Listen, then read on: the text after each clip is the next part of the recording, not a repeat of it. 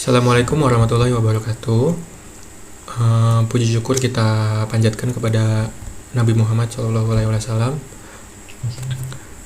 Di sini kami di kelompok 9 akan menyampaikan presentasi tentang ikhtilafiyah dalam Islam. Di kelompok 9 sendiri beranggotakan Muhammad Fakih Afala, Happy Gary Pangestu, Sausan, Syukron Akbar Hidayatullah, dan Lulu Mufidah. Langsung mulai saja presentasinya. Pengertian ikhtilafiyah sendiri secara etimologi, hilafiyah berasal dari kata halafa yahdifu hilafan, yang berarti perbedaan pendapat, pandangan, paham, dan sikap. Sedangkan secara terminologi, hilafiyah merupakan perbedaan pendapat antara dua orang atau lebih terhadap suatu masalah dalam urusan agama. Ikhtilaf adalah salah satu tanda-tanda kebesaran Allah, karena sejatinya segala kemakmuran di dunia ini tidak akan terwujud jika manusia diciptakan dalam keadaan yang sama dalam segala hal, mulai dari proses penciptaan sampai pada metode berpikir hasil ciptaan Allah. Hal ini seperti yang dijelaskan dalam surat Hud ayat 118 sampai 119. Dalam kitab Mu'jam Al-Islami, Ashraf Tah Abu Dahab menjelaskan fikih ikhtilaf adalah adab dalam menyikapi perbedaan yang paling baik.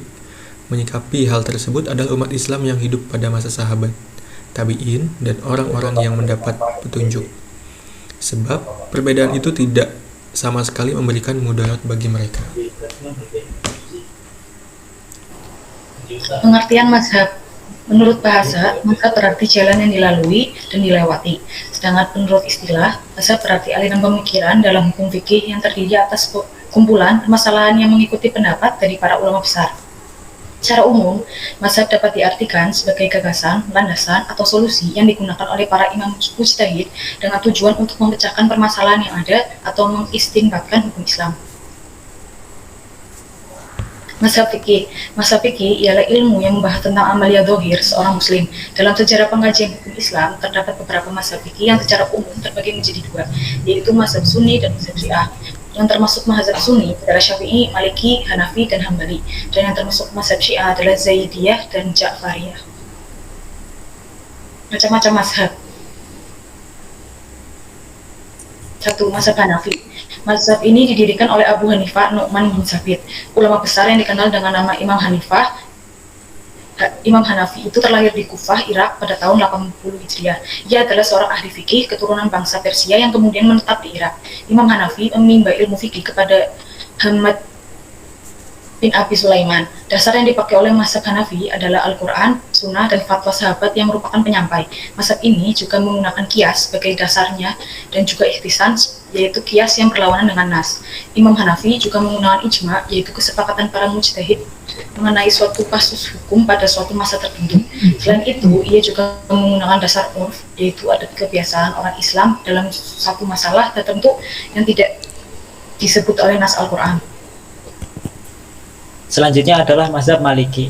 Mazhab Maliki didirikan oleh Abdullah Malik bin Anas bin Malik bin Abi Amir al-Asbahi, atau yang dikenal dengan nama Imam Malik. Ia lahir di Madinah pada 93 Hijriah dan wafat pada 179 Hijriah. Imam Malik adalah seorang ahli hadis dan fikih yang paling terpercaya. Mazhab ini tersebar di Hejaz. Menurut ensiklopedia Islam, Al-Quran menjadi dasar istinbat mazhab ini. Seperti halnya mazhab yang lain, dasar keduanya adalah sunnah mutawir. Dasar ketiga dari mazhab ini adalah praktik penduduk Madinah yang dipandang sebagai hujah. Apabila praktik tersebut benar-benar dinukilkan oleh Nabi Muhammad SAW. Dan dasar keempat, Imam Malik mengambil fatwa dari para sahabat Rasulullah SAW. Yang ketiga adalah mazhab Syafi'i. Tokoh utama pendiri mazhab ini adalah Al-Imam Muhammad bin Idris Asy-Syafi'i Al-Quraisy. Beliau dilahirkan di Ghuzah pada tahun 150 Hijriah dan wafat di Mesir pada tahun 204 Hijriah.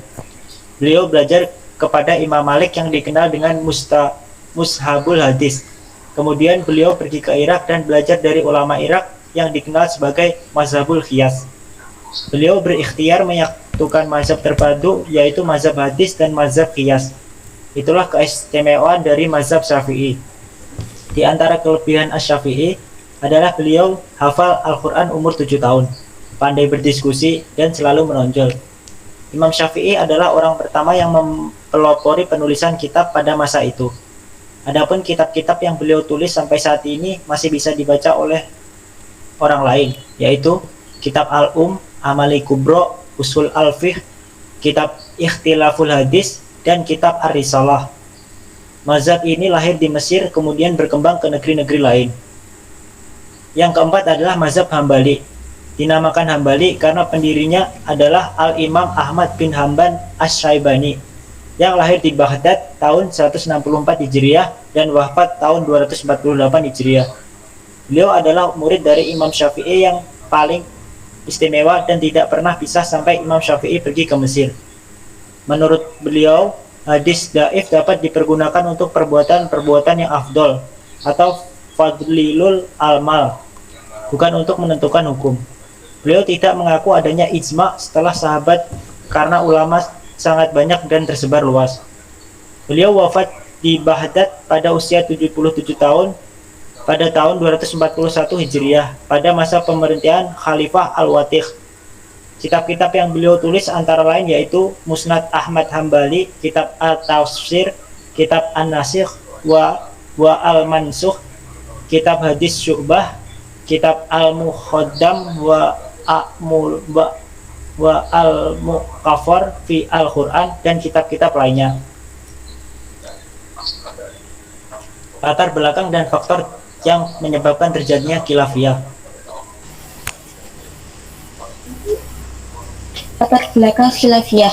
Khilafiyah atau perbedaan merupakan masalah yang terjadi pada kehidupan realita umat manusia. Namun masalah khilafiyah ini bisa menyebabkan perpecahan terhadap keharmonisan umat manusia yang disebabkan oleh adanya sifat fanatisme terhadap suatu mazhab dan menutup rapat-rapat pendapat mazhab yang lain. Padahal banyak persoalan umat Islam yang sebenarnya sudah ada dasar rujukan dan dalilnya, yaitu Al-Quran dan Hadis. Hal ini tentunya terjadi karena perbedaan dalam memahami dan menafsirkannya dalil yang dijadikan hujah antara ulama yang satu dengan yang lainnya, maka menimbulkan pendapat yang berbeda pula. Faktor yang menyebabkan khilafiyah. Yang pertama, perbedaan sumber hukum atau masdar al-ahkam. Para ulama berbeda pendapat karena beberapa hal berikut. Yang pertama, riwayatan hadis. Yang kedua, fatwa sahabat dan kedudukannya. Yang ketiga, khilafiyah seputar qiyas. Yang keempat, subjek dan hakikat kehujahan ijma. Yang kedua, fatwa sahabat dan kedudukannya. Yang menjadi perselisihan para ulama adalah terletak pada perkataan sahabat yang hanya didasarkan pada hasil ijtihad mereka sendiri dan para sahabat tidak berada dalam satu pendirian. Yang ketiga, subjek dan hakikat kehujahan ijma. Sebagian menganggap ijma menjadi hujah karena merupakan titik temu pendapat atau ijma ar-ra'yi, dan sebagian lainnya menganggap hakikat kehujahan ijma bukan karena merupakan titik temu pendapat, tetapi karena menyingkapkan adanya dalil dari as-sunnah. Yang keempat, khilafiyah seputar qiyas. Sebagian mujtahidin seperti Zahiriyah menyangkal kehujahan qiyas sebagai sumber hukum, sementara sebagian mujtahidin lainnya menerima qiyas sebagai sumber hukum setelah Al-Quran, As-Sunnah, dan Ijma. Dalil yang membahas tentang ikhtilafiyah, yaitu Quran Surat Al-Baqarah ayat 176 yang berbunyi, Bismillahirrahmanirrahim, Dzalika bi anna Allaha nazzalal kitaba bil haqq wa innal ladzina ikhtalafu fil kitabi lafi shiqaqin ba'id. Taqallahul azim, yang artinya yang demikian itu karena Allah telah menurunkan kitab Al-Quran dengan membawa kebenaran, dan sesungguhnya orang-orang yang berselisih paham tentang kebenaran kitab itu mereka dalam perpecahan yang jauh. Quran Surat Al-Baqarah ayat 176. Contoh ikhtilafiyah dalam kehidupan sehari-hari. 1. Perbedaan lama mas'idah wanita yang ditalak. Menurut ulama Malikiyah dan Hanabilah, wanita yang ditalak harus beriddah dengan 3 kali suci. Sedangkan menurut kalangan utama Hanafiyah dengan 3 kali haid. Quran Al-Baqarah ayat 228 yang berbunyi, wal mutallaqatu yatarabbasna bi anfusihinna tak puru, yang artinya wanita-wanita yang ditalak hendaklah menahan diri menunggu 3 kali puru. Quran Surat Al-Baqarah ayat 228. Yang kedua, hukum memakai perhiasan emas bagi anak laki-laki. Menurut mazhab Malikiyah dan Syafi'iyah, hukumnya sama seperti wanita memakai perhiasan emas, yaitu boleh. Sedangkan menurut mazhab Hanabilah, hal tersebut adalah haram. Yang ketiga, perbedaan tentang nisab zakat pertanian. Menurut Abu Hanifah, setiap jenis hasil pertanian, sedikit atau banyak, wajib dikeluarkan zakatnya. Sedangkan menurut jumhur ulama, hasil pertanian yang tidak mencapai 1 nisab tidak wajib dikeluarkan zakatnya. Bismillahirrahmanirrahim. Fima sakotis samahu wal uyunu au kana saya al usyuru wa ma syukiya bin nadakhinis ini full usyur, yang artinya sesuatu hasil pertanian yang pengairannya dengan air hujan, air sumber atau menyerap air hujan, zakatnya 1/10, sedangkan yang dialiri dengan jasa unta zakatnya setengah dari 1/10. Hadis riwayat Al-Bukhari. Yang keempat, hukum menyentuh istri ketika berwudu. Menurut mazhab Syafi'i, persentuhan suami istri mutlak membatalkan wudu dalam keadaan apapun. Sedangkan menurut mazhab Maliki dan Hambali, persentuhan suami istri tidak membatalkan wudu selama tidak ada nafsu di antara keduanya. Kesimpulan yang pertama, Ikhtilaf adalah perbedaan pendapat antara 2 orang atau lebih terhadap suatu masalah dalam urusan agama. Yang kedua, mazhab adalah aliran pemikiran dalam hukum fikih yang terdiri atas simpulan permasalahan yang mengikuti pendapat dari para ulama besar. Yang ketiga, faktor terjadinya khilafiyah adalah perbedaan pendapat yang dilatar belakangi oleh perubahan realitas kehidupan, situasi, kondisi, tempat, masyarakat, dan semacamnya. Demikian presentasi dari kelompok kami. Setelah presentasi ini akan dibuka sesi pertanyaan, di mana ada 2 sesi dan masing-masing sesi maksimal 3 pertanyaan. Terima kasih telah memperhatikan dan Assalamualaikum warahmatullahi wabarakatuh.